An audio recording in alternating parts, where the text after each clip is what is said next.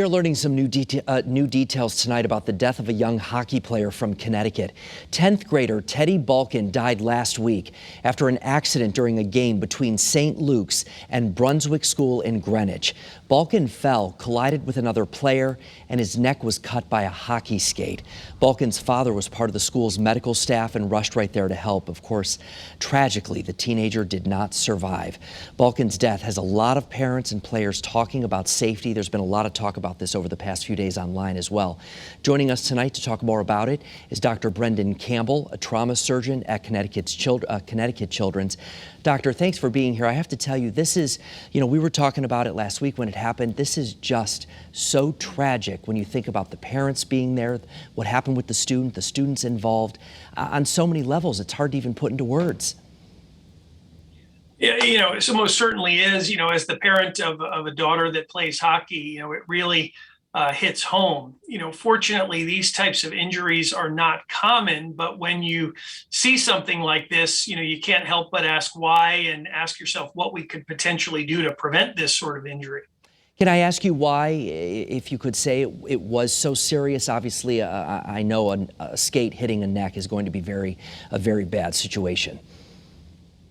Right. I think I'm not familiar with this case. I wasn't involved in the care, but from what I can understand from what I've gotten from the news is it's a laceration to the neck. And, we have nerves and arteries and veins there that are potentially going to bleed a lot if they're injured. And that is likely, what happened here. And, we know that, this is certainly a risk with hockey. You've got sharp skates, but fortunately it's common. You had said that you're the parent of a hockey player yourself. I mean, is there any kind of protective gear? Is there something that could be done to prevent anything like this from happening? There certainly are. Neck guards are something that many youth hockey players wear. It's a requirement of the Connecticut Interscholastic Athletic Association or Athletic Conference. Unfortunately, private schools in Connecticut are not governed by this, but as parents and many coaches have been talking about this since this tragedy occurred. Neck guards are something that we should be encouraging our children to be wearing when they play ice hockey.